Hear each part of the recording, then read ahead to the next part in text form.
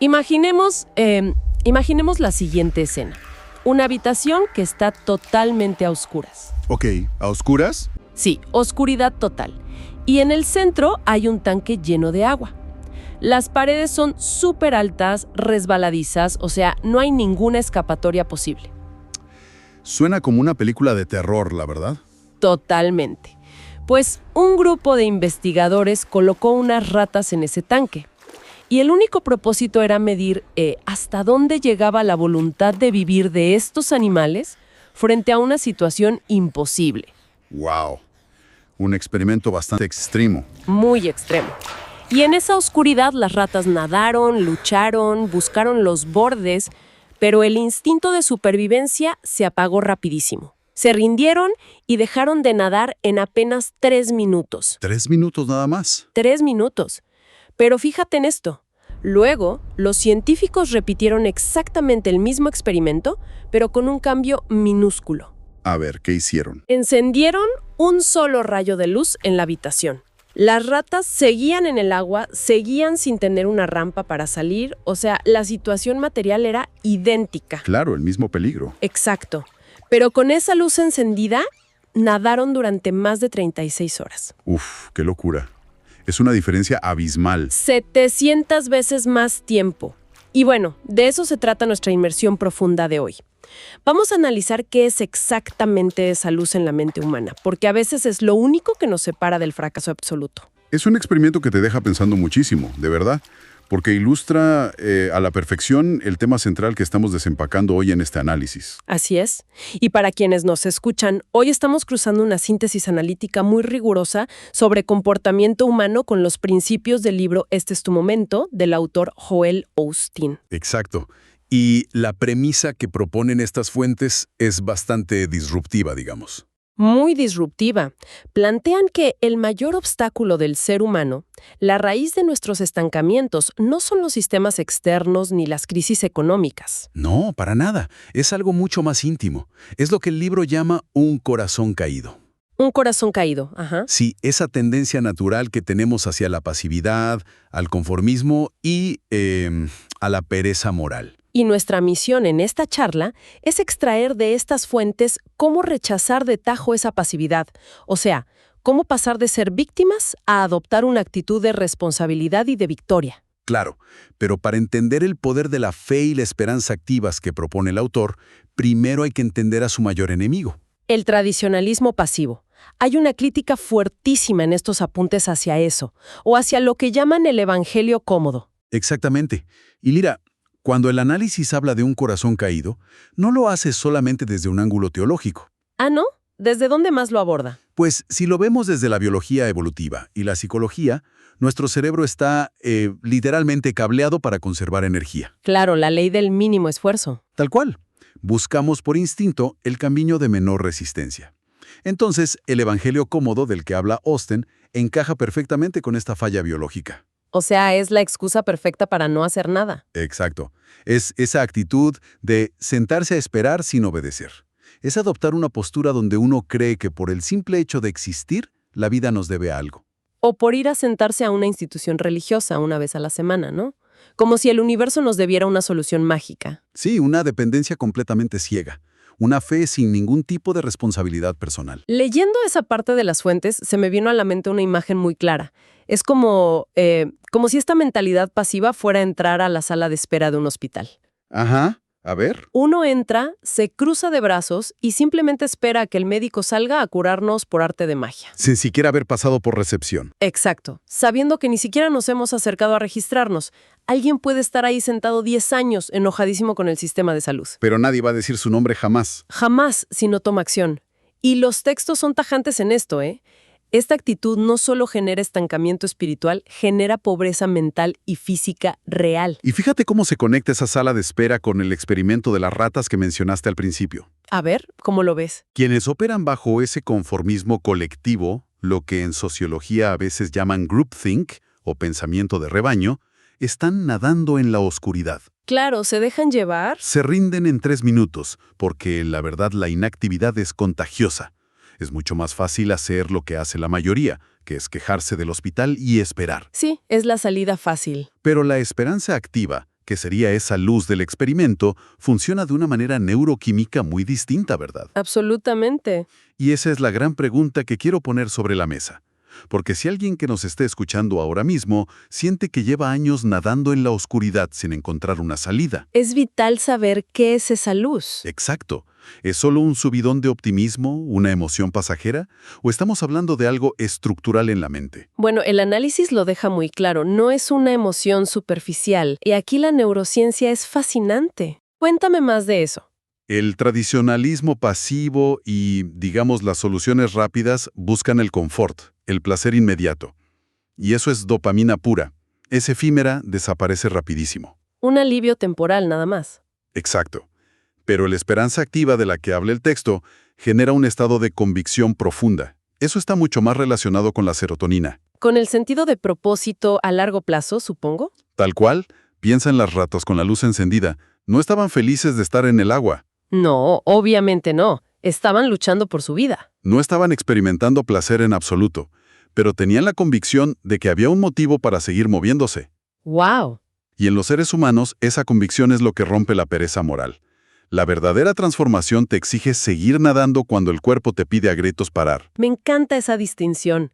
O sea, no están felices en el agua, pero tienen convicción. Exacto. Hay un propósito verificable al otro lado. Ahora, vamos a bajar esto a la realidad del día a día. Si esa convicción es lo que nos mantiene nadando, ¿cómo se encuentra esa perspectiva cuando el camino se siente imposible? Esa es la parte difícil. Porque una cosa es la teoría, aquí conversando súper a gusto, y otra muy distinta es cuando los pulmones te arden de verdad. Claro, en medio de la crisis. Y hay una anécdota muy gráfica en el libro. Es sobre Austin escalando la montaña Beaver Creek en Colorado. Ilustra esto a la perfección. Uf, una subida vertical bastante exigente, por cierto. Totalmente. Pues él cuenta que en la base de la montaña, a unos 8,000 pies de altura, vio un letrero. ¿Qué decía? Advertía que la cima estaba a 3 horas de distancia. Ok, un buen tramo. Empezó a subir y llegó a un punto en que estaba, empapado en sudor, con las piernas ardiendo, el corazón a 1000 por hora. A punto del colapso. Estaba genuinamente a punto de rendirse, porque estaba convencido de que todavía le faltaban como 2 horas más de pura tortura. Basado en el letrero del principio, claro. Exacto. Pero justo en ese recodo se cruza con un excursionista mayor que venía bajando. El hombre lo ve sufriendo, le sonríe y le dice con toda la calma del mundo: sigue, estás más cerca de lo que crees. ¡Qué oportuno! Resulta que le faltaban solo 10 minutos para la cima. 10 minutos, nada. Nada. Y esas palabras le dieron un segundo aliento instantáneo y logró llegar. Es que lo que revela esa anécdota es la brecha enorme, enorme entre la limitación de nuestra percepción y la realidad del proceso. O sea, estamos a ciegas muchas veces. Austin estaba a punto de renunciar operando con información incompleta. Su cerebro evaluaba la situación basándose únicamente en el dolor presente y en un letrero viejo. Y esto es algo que hacemos todos, todo el tiempo. Constantemente. Es un hábito terrible de la condición humana. Tenemos la costumbre de interpretar la resistencia máxima como una especie de señal cósmica para rendirnos. Sí, como si el universo nos dijera, hasta aquí. Exacto. Es como correr un maratón y decidir abandonar justo cuando vemos el letrero del kilómetro 41. A un paso de la meta. Solo porque las piernas nos duelen más que en el kilómetro 5. Asumimos que si duele tanto es el universo diciendo detente. Pero el libro introduce una metáfora biológica insuperable para desmentir esto. Los dolores de parto. Uf, es una analogía perfecta para la resiliencia. Ten cuenta cómo fue estar en la sala de partos cuando su esposa Victoria daba a luz. Ajá. Ella le apretaba el brazo con una fuerza tremenda, gritando de dolor. Y él dice que si alguien entrara a esa habitación sin saber qué es un parto, pensaría que esa mujer está a punto de perder la vida. Claro, la escena es súper dramática. Pero la realidad médica es que el nivel de presión y dolor más agudo, el momento verdaderamente insoportable, ocurre exactamente instantes antes del nacimiento. ¡Guau! Las crisis económicas o las pérdidas funcionan exactamente así. Si conectamos esto con el marco teológico y psicológico de nuestras fuentes, nos damos cuenta de que la verdadera prosperidad no es una fórmula mágica sin dolor. No, para nada. Requiere esfuerzo. Requiere sabiduría. Requiere mayordomía de los recursos propios y mucha resistencia. Totalmente. De hecho, en psicología a veces se habla del estallido de extinción. ¿Qué es eso? Es cuando intentas cambiar un mal hábito Y de repente el comportamiento se vuelve errático. La ansiedad alcanza su pico máximo justo antes de que el cerebro por fin ceda y adopte el nuevo patrón. O sea, empeora antes de mejorar. Exacto. Esos dolores de parto no son indicadores para retirarse, son la evidencia empírica de que se está transitando por el camino angosto. Qué buena forma de verlo. Salir del estancamiento duele porque la vieja estructura, o sea, esa mentalidad de conformismo, se está rompiendo. Se rompe para dar paso a algo nuevo. Bueno, a ver, hagamos una pausa aquí. Ujú. Dime, quiero ser un poco de abogada del diablo por un momento. Adelante, ponlo sobre la mesa. Entender que la cima está a 10 minutos o saber que el dolor es parte de un nacimiento suena súper lógico en la teoría. Sí, en el papel suena muy bien. Pero ¿qué pasa cuando el golpe no es un simple cansancio físico?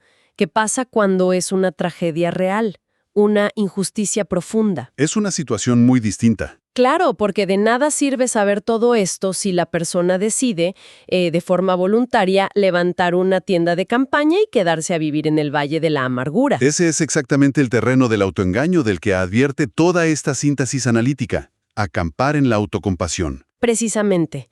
Y hay un ejemplo bíblico en el texto sobre una mujer llamada Naomi. Ah, sí, una historia durísima. Ella sufrió pérdidas familiares tan profundas que tomó una decisión radical. Se cambió el nombre a Mara. Que literalmente significa amargura. Exacto. Ella permitió que el duelo y la injusticia pasaran de ser un evento temporal a convertirse en su identidad permanente. Y para contrastar esto, las fuentes nos cuentan la historia de un matrimonio contemporáneo, el señor John y Laverne.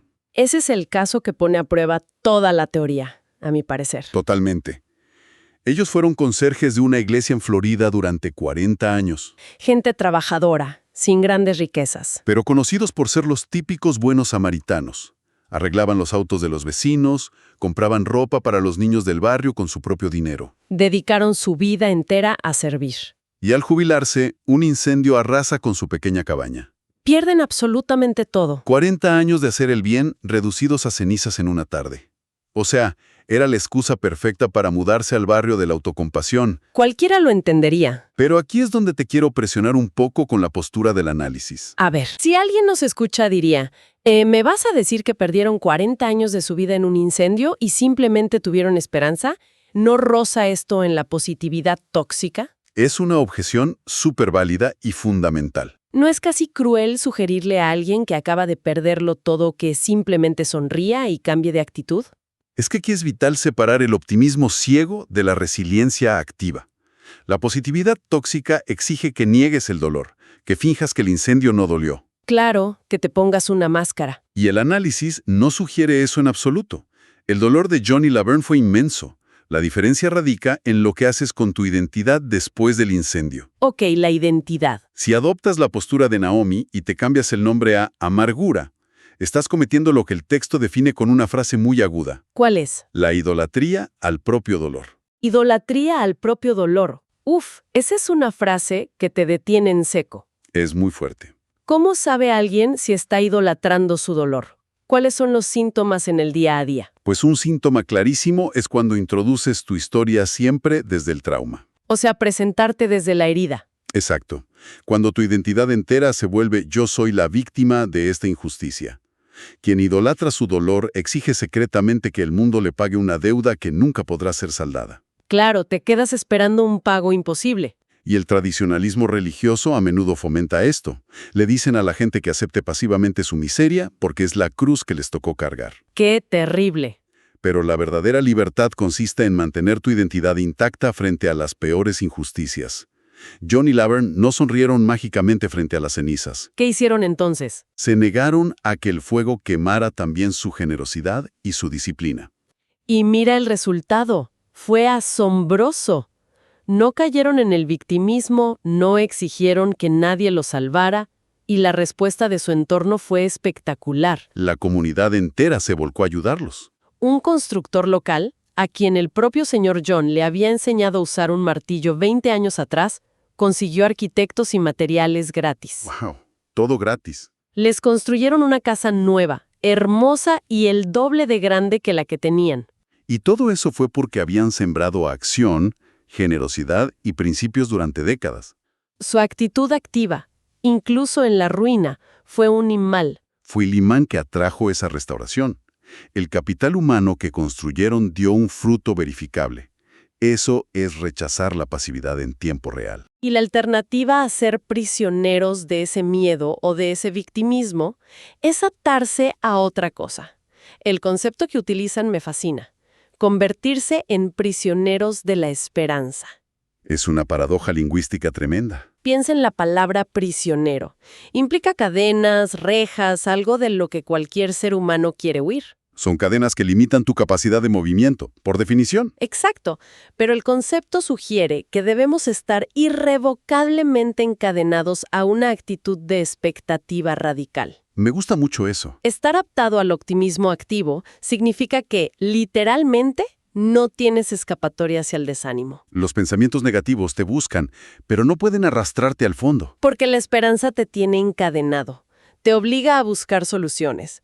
Y hay historias aquí que muestran este mecanismo psicológico. Como la de Mel Fisher. La del buscador de tesoros en los Cayos de la Florida.